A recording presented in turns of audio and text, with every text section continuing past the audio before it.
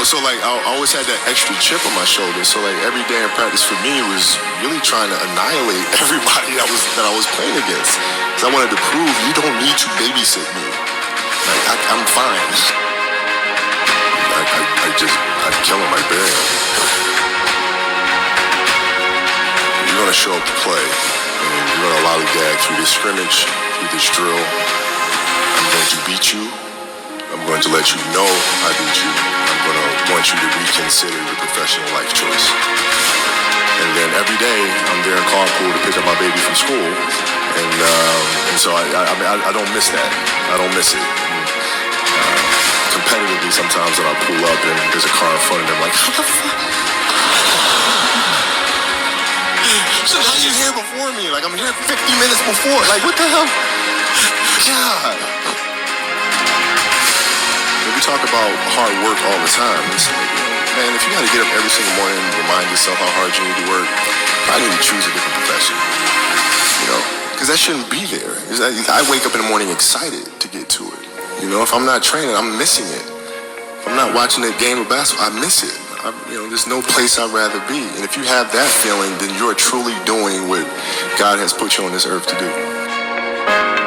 You know, that summer, I made 1,000 shots a day. 1,000, right? That's on top of weight training and my conditioning. I made 1,000 shots, and they weren't just shots. It were shots that you saw in that game. There were specific shots. I mean, it was coming out of the corner, going to the pinch post, footwork in the post, coming off the screen. It was very specific.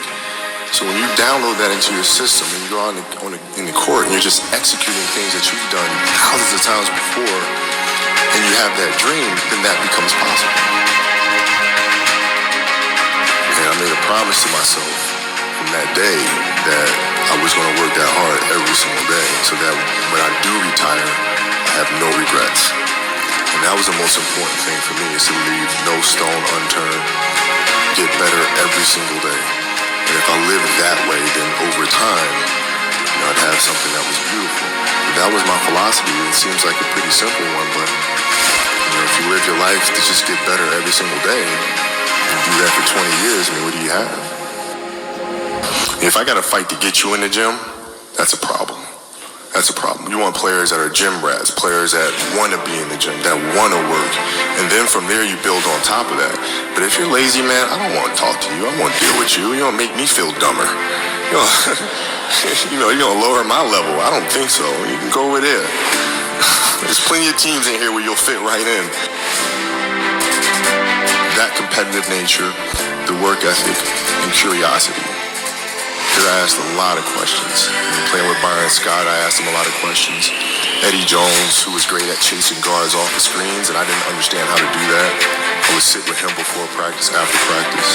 Magic, James Worthy, Kurt Rambis, Kareem Abdul, all the Laker greats. I would always sit down and just ask them questions about certain games that I studied growing up. What actually happened there? What did you feel there? Why? Bird tough to defend, why? What I did was I took tap dancing lessons. No kidding. I took tap. And tap was like the best training for me in the world because it strengthened my feet. It changed my rhythm and my approach to the game. I was able to change speeds when I came back the following season. I think dancers put way more strain on their body than athletes do. And I think there's a lot that can be learned from that. My daughter took ballet for several years, and I would sit there in the class, right? And I didn't know what I was getting into because I don't know anything about ballet, right? But I'm sitting there in the class, and I'm watching her, I'm watching her get the first position, the second position. I'm learning the structure and the rules that go along with that. And as athletes, there's a lot to be learned from that. Because if you simply go out there and perform and play, yeah, you'll be great every now and then. But if you play with structure, if you understand the rules that come along with that, the discipline that comes along with that, then you reach another level.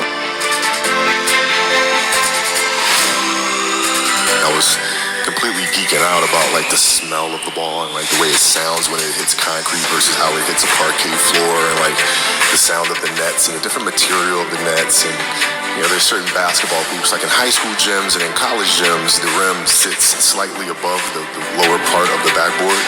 And it was like I was geeking out if I got into a gym which was like the NBA with the lower stanchion of the backboard and the hoop were completely parallel with each other. Like little shit like that would freak me out. But the way I grew up, from Tex Winter, Phil Jackson, the way film was broken down, it was broken down to the smallest detail. It was broken down to the right angle. It was broken down to foot placement, timing, looking at the posture of a teammate. What could he be thinking? What could he be feeling? Same thing with the opposition. You watch the feed, watch players go into the timeouts, who's talking to who's not talking. You start looking at every little thing. And so watching a game for me would take like 5 hours.